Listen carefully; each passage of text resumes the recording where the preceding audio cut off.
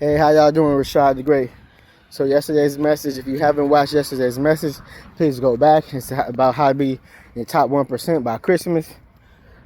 So if you watch that, you realize I was talking about forgiveness. But one point that I forgot to mention, I want to make more clearly, is what to forgive and what not to forgive. Now, you have to forgive everything. But what I mean is a second chance. You know, I believe everybody deserves a second chance. It may be a third or fourth chance. It just depends on how deep, mature Christian you are and what they did. And everybody has their own rules.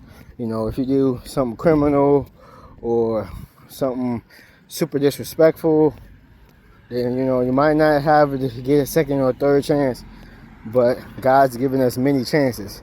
So sometimes if it's not life or death, it won't hurt us to give people a second or a third chance. Because half the time, you don't have to forgive people for murder or, you know, crimes. Because most people don't murder or commit crimes.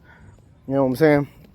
Usually what you have to forgive people for is if they lie, if they made a mistake, if they forgot your birthday, you know, some petty stuff, or they asked a question you didn't want them to ask, or they did something you didn't want them to do. It was super small, it was non-criminal.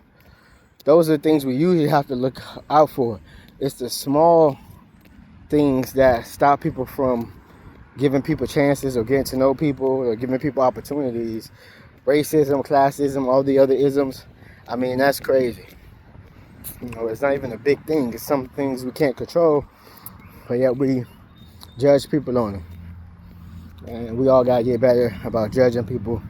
So you're saying, what should I forgive, what should I not forgive? That's up to you. You're supposed to forgive everything. But I think as Christians, we don't forgive, we don't forget, and we don't reconcile. What I mean by reconcile is the second chance aspect.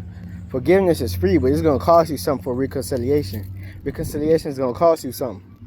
Reconciliation is going to cost you something. It'll cost maybe your time, maybe your money, maybe your energy, maybe your feelings. It's going to compromise you something. But as we grow and mature, we got to give people chances because nobody's perfect. Your husband, your wife, your boo, your babe, your girlfriend, your boyfriend, your kids, your family, your friends, your loved ones. Nobody's perfect but God. So if you want to keep getting rid of people every week, every day, because they offend you, because they make a mistake, you're going to be friendless. You're going to be loneliness. It's crazy how I fear how some women can have friends 10, 20, 30, 40, 50 years. But if a man treated them like a friend treated them, or made a mistake like their friend made a mistake, that'd be like 10, 20, 30, 40, 50 seconds. You know what I'm saying? Or hours. Like, it's crazy. I just want the same respect you give your friend. Your friend got on your nerves. I'm going to get on your nerves. Your family members got on your nerves. You still show up for Thanksgiving and Christmas.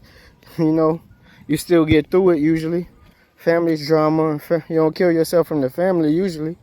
You still there on Thanksgiving. You still there on Christmas unless they did something, again, criminal. But, man, we got to stop being so offensive. We got to start being more forgiving. And I believe that's a quick superpower that we can easily have, man. You want to be in the top 1% of people, learn to forgive, learn to forget, learn to give people second chances.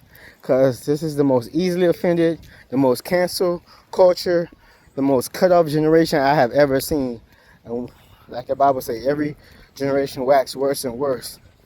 But I believe we can be stronger. Spiritually, mentally, physically. But why even be stronger spiritually if you're not going to exercise on the word? You know what I'm saying? Like, comment, subscribe, turn your notifications on. Rashad the Great. All my greats out there. That's what I call my people, the greats. Because you are great. So great. So act great. Think great. And most importantly, make great decisions. God bless you. I love you. Comment, like, subscribe, share. Let's go on the road to 1,000, baby. Let's go. Let's go, man. Rashad the Great on the road to subscribers. Y'all see me out here working, sweating. Y'all gonna get that sweat, gonna get that vitamin D. You feel me? That's another thing, too. We don't get enough vitamin D as melanated people. We gotta stay in the sun a little bit.